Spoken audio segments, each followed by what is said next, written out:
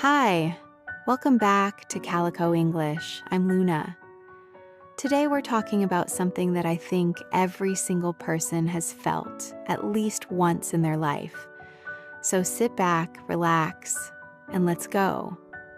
Someone doesn't like you, and somehow that one person takes up more space in your head than all the people who do. Why does that happen? There's actually a reason. Psychologists call it negativity bias. Our brains are wired to pay more attention to negative things than positive ones. It's a survival instinct back when we lived in tribes. Being rejected by the group was dangerous. It could mean being left alone. And alone back then meant not surviving. But here's the thing. That was thousands of years ago. You are not in a tribe anymore. Someone not liking you is not going to end your life. It just feels that way. There's a book called The Courage to be Disliked, and it changed the way a lot of people think about this. One of the ideas in the book is something called the separation of tasks. It means that what other people think of you is their task, not yours. You cannot control it. You cannot fix it, and honestly, it is not your job to try. The book says this: all you can do in regard to your own life is choose the best path that you believe in. That's it. That's the whole thing. Not the path that makes everyone happy. Not the path that gets the most approval. And here is something worth sitting with. Not everyone who doesn't like you has a good reason. Sometimes people project their own insecurities onto others. Sometimes you remind them of something they don't like about themselves. Sometimes they just woke up on the wrong side of the bed, and you happen to be there. It is rarely really about you. The same book also says that we are not defined by what happens to us, but by the meaning we choose to give it. Someone not liking you is just something that happened.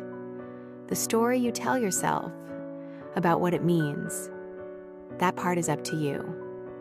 So what do you actually do when someone doesn't like you? You notice the feeling. You let it be uncomfortable for a moment. And then you gently ask yourself, does this person's opinion change who I am? Does it change what I value? Does it change what I know to be true about myself? Most of the time, the answer is no. The people who are the most at peace in life are not the ones that everyone likes. They are the ones who have learned to like and respect themselves. Even on the days when it feels like no one else does, you are not for everyone. And that is completely okay. Not every book is for every reader. Not every song is for every listener. That doesn't make the book less beautiful or the song less worth playing. It just means it was made for someone else. And I want to stay with this idea a little longer because I think we often stop at it's not about you without really asking the deeper question. If it's not about me, then what do I do with this feeling? Because the feeling is still there, even when you know it logically, even when you tell yourself all the right things. At the end of the day, rejection still stings. And that's okay. You don't have to pretend it doesn't.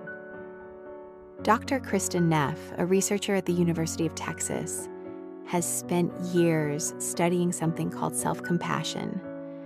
And one of her findings is beautifully simple. The way you talk to yourself in difficult moments matters more than you think. When someone doesn't like us, our inner voice often becomes our harshest critic. We start to wonder if they're right. We start to look for evidence that maybe we are too much or not enough or somehow fundamentally hard to love. And that inner voice is where the real damage happens. Not from the person who doesn't like you, but from the part of you that agrees with them. So here is something I want you to try. The next time you feel that sting of rejection, instead of asking, "What is wrong with me?" try asking, "What do I need right now?" Maybe you need to talk to someone you trust. Maybe you need to take a walk and let the feeling move through you. Maybe you just need to sit quietly and remind yourself of who you are when no one is watching.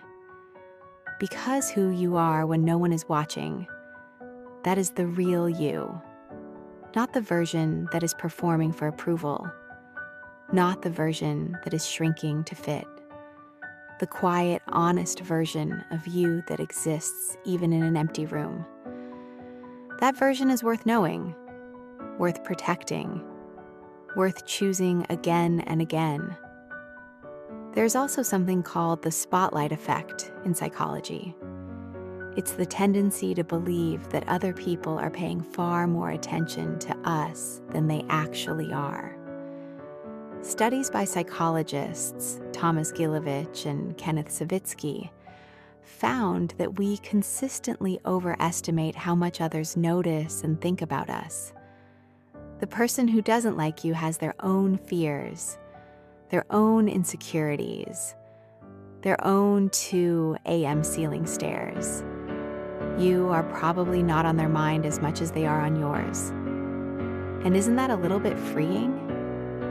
You have been carrying something that was never really yours to carry. I think the most healing thing we can learn is this: you do not need everyone's approval to have a good life. You do not need to be universally liked to be deeply loved.